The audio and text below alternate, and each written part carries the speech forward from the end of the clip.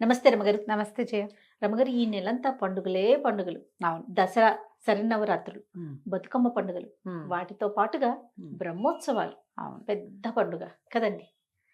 మరి ఏటా చేసేది కదా వార్షిక బ్రహ్మోత్సవాలు. అవునండి. మీరు బ్రహ్మోత్సవాలు. ఎప్పుడైనా వెళ్ళారా బ్రహ్మోత్సవాల నేను సమయంలో? వెళ్ళలేదు జయ, భయపడతాను నేను. నేను కూడా అదే పరిస్థితి రమగారు. బాగా జనం ఉంటారని అదని అనిపిస్తుంది. కానీ ఒక ఫ్రెండ్ ఒకరు కొన్నాళ్ల క్రితము రథ రథ రథోత్సవం చేస్తారు. చివరి రోజుల్లోకి వస్తుంది. ఆ, అంటే బ్రహ్మోత్సవాలు ఫినిష్ అవ్వడానికి ఒక రోజు ముందనుకో. రథోత్సవానికి వెళ్ళి ఎంత సంతోషించారంటే అది చెప్తుంటే ఓమని ఏడిచేశారు సంతోషం పట్లేక ఆవిడ. ఉమ్. రథం మిగిలిన వాహనాల సేవలో మనం అంత పాల్గొనలేము, వాటిని మొయ్యలేము. ఆ రథోత్సవం చూస్తే కృష్ణ పరమాత్మ వస్తున్నాడు అనిపించేసింది నాకు. అబ్బబ్బబ్బ. ఎంత సంతోషించానో ఆ, అసలు చెప్పరాని సంతోషం అని ఆవిడ. ఎప్పుడైనా బ్రహ్మోత్సవాలు అనగానే ఏడవటం మొదలు పెడతారు ముందు ఆనందం పట్టలేక. కళ్ళలో అట్లా వచ్చేస్తుంటాయి నీళ్ళు ఆనందాశ్రులు. మనకు కూడా చూడు తిరుమలలో దర్శనం బాగా అయితే బయటకు వస్తే బా, వెక్కిళ్ళు వస్తే ఏడుపు వస్తుంది. ఉద్రేకం.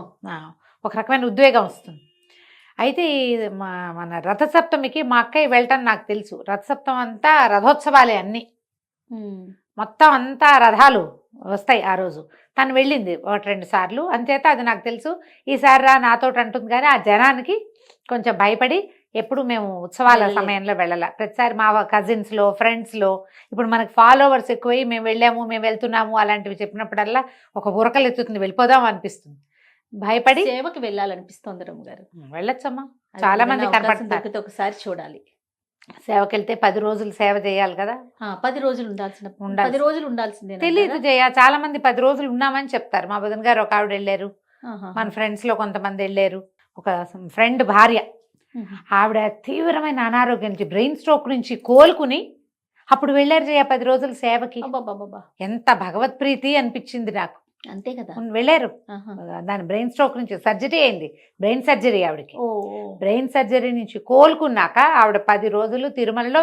వీళ్ళకి వేరే చోట్ల అంటే మన అన్ని సౌకర్యాలు ఉంటాయో ఉండవో నాకు అంత వివరం తెలీదు, కానీ ఆవిడ చక్కగా ఉండి 10 రోజులు సేవించుకుని వచ్చారు. ఆ తర్వాతే కాలం చేశారు ఆవిడకి. నేను అనుకుంటా ఆవిడకి అది రుణం ఉంది, భగవంతుడు అవకాశం ఇవ్వదలుచుకున్నాడు, అందుకనే బతికి బట్టగట్టేసింది స్ట్రోక్ వచ్చినా కూడా అనిపించింది. అదే అదే. ఉండి తర్వాత ఇటీవల కాలం చేశారు. ఓ. అయితే మనం వెంకటేశ్వర స్వామి గురించి విశేషంగానే చెప్పుకోవాలి. మనకి ఇప్పుడు అమావాస్య వస్తుంది కదా, పితృ అమావాస్యకి ఒకరోజు ముందు కోయిలాళ్ళు వారి తిరుమంజనం చేస్తారు. అవునండి. ఒకరోజు ముందు చేసి పాడ్యం నుంచి ఉత్సవాలు మొదలు పెడతారు. ఉత్సవాల్లో ధ్వజారోహణ మొదటి రోజున చేస్తారు. బ్రహ్మోత్సవాలకి ఈ ధ్వజాన్ని పైకి ఎక్కదీస్తే ఏంటంటే దేవతలకి ఆహ్వానమట అది. గరుడ ధ్వజం కనపడగానే దేవతలందరూ కూడా ఈ ఉత్సవంలో పాల్గొంటారు. తర్వాత ఏం చేస్తారు, ఏ ఏ దేవతలు పాల్గొంటారో అదంతా మనకి తెలిసిందే కదా, నియమం ఉంది. వాళ్ళందరి పేరుతో బలి వేస్తారు. ఓకే. అందరికీ ఆహ్వాన లాంఛనం ఇస్తారనమాట. వీళ్ళందరూ వస్తారు, బ్రహ్మాది దేవతలు ఎంతమందో, గ్రహ దేవతలు అందరూ వస్తారు. తర్వాత ఏం చేస్తారు, ఈ ధ్వజారోహణం అయిన తర్వాత రోజు వాహన సేవలు ఉంటాయి. విశేషంగా భూదేవి యొక్క ప్రతిమని ఎక్కడో నేల మీద ఒక చోట ప్రత్యేకమైన నిర్ణీత స్థలంలో గీస్తారట. గీసి అక్కడి నుంచి ఈ ప్రతిమని చిత్రించి, ఆ చిత్రించిన భూమి మీద నుంచి ఏ నేల మీద చేశారో అక్కడి నుంచి నుదురు, లలాటము, బాహుమూలాలు, స్థనము ఆ ప్రాంతాల్లోంచి మట్టిని తీస్తారట. ఆ మట్టిని తీసుకొచ్చి వాటితోటి అంకురార్పణ చేస్తారు కదా, పాలికల్లో అంకురార్పణ చేస్తారు. అక్కడ ఆ అంకురార్పణకి వాడతారు ఆ మట్టిని. భూదేవిని మీద నుంచి తీసిన మట్టి అని చెప్తారు. అందుకని ప్రత్యేకంగా ఒక స్థల శుద్ధి చేసి అక్కడ భూదేవిని చిత్రించి అక్కడి నుంచి తీసుకుంటారు. ఈ మట్టిని పాలికల్లో పోస్తారు. అంకురార్పణ మొదటిది, ధ్వజారోహణము అంకురార్పణ. అంకురార్పణకి ఏం చేస్తారు, నవధాన్యాలని వాటిలలో వేస్తారు. తతిమ మిగిలిన మట్టిని యజ్ఞకుండం తయారు చేయడానికి వాడుకుంటారు. నవధాన్యాలు అవన్నీ ఆరోపిస్తారు వాటిలలో. ప్రతిరోజు సంరక్షించి 9 రోజులకి పూర్తి మొలకలు వస్తాయన్నమాట. ధాన్యాలన్నీ ఇట్లా పచ్చగా పెరిగేలాగా చేస్తారు. ఇవన్నీ ఏంటంటే యజ్ఞక్రియ, యజ్ఞవిధి జరుగుతూ ఉంటుంది. ఉత్సవాలు అయ్యవారిని బయటికి తీసుకెళ్ళటము, ఊరేగింపు చేయటం ఇది జరుగుతూ ఉంటుంది. మాడవీధుల్లో ఊరేగింపులు జరుగుతాయి. మొదట పెద్ద శేష వాహనం, తర్వాత చిన్న శేష వాహనం, ఇట్లా వాహన సేవలు. మధ్యలో గజం ఎక్కుతాడు అయ్యవారు, గరుడ వాహనం ఎక్కుతారు. ఈ గరుడ వాహనం మీద మాత్రం, గరుడ వాహనం మీద ఏ రోజైతే వెళ్తారో ఆ రోజు, ఇప్పుడు ఇవన్నీ ఉత్సవాలు మామూలుగా ఏం చేస్తాం, మలయప్ప స్వామికే చేస్తారు. అవునండి. మలయప్ప స్వామినే ఊరేగిస్తారు. ఆయన తన సొంత అలంకారాలతోటి ఇరుదేవు ఏరులతోటి ఊరేగుతారు. పంచమి నాడు మాత్రము ఏ రోజైతే గరుడ వాహనం ఎక్కుతారో ఆ రోజున మలయప్ప ఒక్కరే వస్తారట. తర్వాత ధ్రువబేరం మీద లోపల స్వామివారి మీద శ్రీనివాసమూర్తి పెద్ద మూర్తి మీద ఉండేటువంటి మకరకంఠి లక్ష్మీహారము అవి ఈయనకి అలంకరిస్తారు. మలయప్ప స్వామికి అలంకరిస్తారు. గరుడు మీద మాత్రం దేవేర్లు రాకుండా ఆయన ఒక్కరే వస్తారు. ఈ 9 రోజులు ఇలా విశేషంగా సేవిస్తారు. గజవాహనము, తర్వాత సర్వభూపాల వాహనము, కల్పవృక్ష వాహనము, ఒకరోజు సూర్యప్రభ చంద్రప్రభ. అవును, 9 రోజులు విశేషమైన అలంకారాలతోటి విశేషమైన అర్చనలతోటి యజ్ఞ విధి జరుగుతుంది. అయ్యవారి ఊరేగింపులు జరుగుతాయి. చివరి రోజున చక్ర స్నానం చేస్తారు. ఆ స్వామిని చక్రంలోకి ఆవాహన చేసి చక్రతాళ్ వారిని దీంట్లో పుష్కరిణిలో స్నానం చేయిస్తారు. ఈ చక్ర స్నానం రోజున ఎవరైతే చక్రస్వామితో పాటు ఆ పుష్కరిణిలో మునుగుతారో వాళ్ళకి మోక్షమేనట, మళ్ళీ పునర్జన్మ ఉండదని చెప్తారు. అయితే ఇవన్నీ ఉత్సవాలు చేస్తారా? ఎందుకు ఇన్ని ఉత్సవాలు ఈయనకి? ఎందుకు? ఎవరికీ లేనన్ని. పైగా ఈ బ్రహ్మోత్సవం ఏమిటి? ఇది ఒక ప్రత్యేకమైన ప్రశ్నగా ఉంటుంది. దాని మీద వెంకటాచల మహత్యం పుస్తకంలో నుంచి ఒక చిన్న భాగం చెప్పాలనుకుంటున్నా జయ. నేను వెంకటాచల మహత్యంలో చెప్తారు, ఈ బ్రహ్మోత్సవం అంటే మొదట బ్రహ్మ జరిపాడట ఈ ఉత్సవం అని ఒక పాయింట్ చెప్తారు. తర్వాత నవబ్రహ్మలు 9 రోజులు ఒక్కొక్క బ్రహ్మ చొప్పున చేస్తారు కాబట్టి బ్రహ్మోత్సవం అంటారు. ఈయనకున్న అన్ని ఉత్సవాలలో అతిపెద్దది కాబట్టి దీన్ని బ్రహ్మోత్సవం అన్నారన్న వాదన కూడా ఒకటి మనకి వినపడుతుంది. అయితే మనకి ఇది ఎట్లా చెప్తారంటే, ఈయన ఈ వెంకటేశ్వరుడు ఈ స్వామి కృతయుగంలోనూ త్రేతాయుగంలోనూ ద్వాపర యుగంలోనూ ఉన్నాడు. ఈ కొండ ఈ 3 యుగాల్లోనూ ఉంది. ఇక్కడ ఇప్పుడు మాత్రం కలియుగంలో వెంకటేశ్వరుడి లీలలే చాలా ప్రత్యేకమైనవి. ఈ ధ్రువబేరంగా నిలబడి ఉన్నవాడు సాక్షాత్తు వెంకటేశ్వరుడే. ఆయన కళ్ళు మూసుకొని ఉంటాడు కానీ అన్నీ చూస్తాడు. భాషణము లేకుండా ఉండటం ఈ ఈ యుగం యొక్క ప్రత్యేకత. మాట్లాడాడు అంతే, కానీ ప్రత్యక్ష రూపంలోనే ఆయన అక్కడ ఉన్నాడని మనకి వరాహ పురాణం తెలియజేస్తుంది. ఆయన విమానం ఎక్కి వచ్చాడు, విమానం తిరోహితం అయిపోయింది, అది వెళ్ళిపోయింది. కానీ మనం ఏం చేసాం, ఆయనకు ఒక ఆనంద నిలయం అనే విమానాన్ని ఆయన చేసి పెట్టాం. మనుషులు చేస్తారు. ఇది ఎక్కడ చెప్పబడింది? వరాహ పురాణంలో చెప్పబడింది. ఈ వరాహ పురాణం ఎప్పుడు రాయబడింది మనకి తెలిసి మనకంటే ముందు యుగంలో రాయబడింది. మనం ఇప్పుడు ఏం చేస్తామో వరాహ పురాణంలో రాయబడి ఉంది. మానవులు ఇలా చేస్తారు. మానవులే ఈయనకి ఒక విమానాన్ని నిర్మిస్తారు.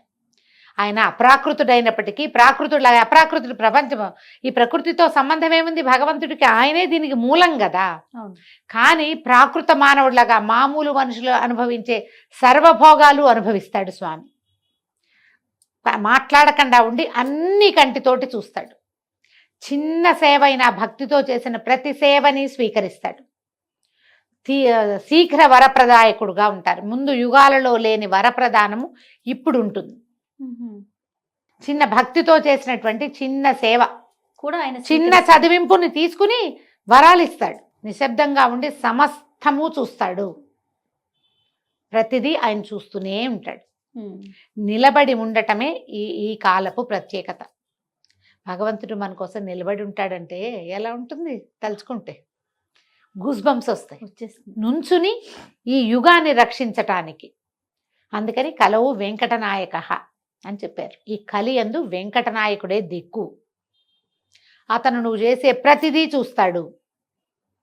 సరిగ్గా చెయ్యి. మానవుల్ని సరిగ్గా ఉంచటానికి ఈ స్వరూపాన్ని ఇట్లా వెలయించాడు స్వామి. మనం చేసేవన్నీ అన్ని ఉత్సవాలు చేయించుకుంటాడు. ఇంకా ఇంకా ఇంకా ఫెసిలిటీ నువ్వు ఎంత బాగా చేస్తే అంత గొప్ప. ఏటా ఏటా పెరుగుతూనే ఉంటుంది. ఈ దేవతలు అందరూ కూడా వచ్చి సేవిస్తారు. దేవతలట మానవుల్లాగా పుట్టాల్సింది, వీళ్ళకి ఎంత అదృష్టం వచ్చింది అని అనుకుంటారు. ఈ కాలంలో దేవతలు తమకిచ్చిన బలులన్నీ స్వీకరిస్తారు. సూక్ష్మ రూపంలో స్వామిని సేవించడానికి ప్రతిరోజు వస్తారు. బ్రహ్మాది దేవతలు వస్తారు ఇక్కడికి. బ్రహ్మతీర్థం ఇస్తారు పొద్దున్నే ఫస్ట్ సుప్రభాతానికి. అప్పుడు బ్రహ్మతీర్థం ఏంటంటే రాత్రి ఏం చేస్తారు, ఈ పవళింప సేవ అప్పుడు తీర్థాన్ని పెట్టి వెళ్తే రాత్రి వచ్చి ఆయన సేవించుకుంటాడు స్వామిని. బ్రహ్మ వదిలిన తీర్థం. అది మనం తీసుకుంటాం. ఎవరైతే సుప్రభాత సేవకి వెళ్తారో వాళ్ళకి ఇస్తారు బ్రహ్మతీర్థం.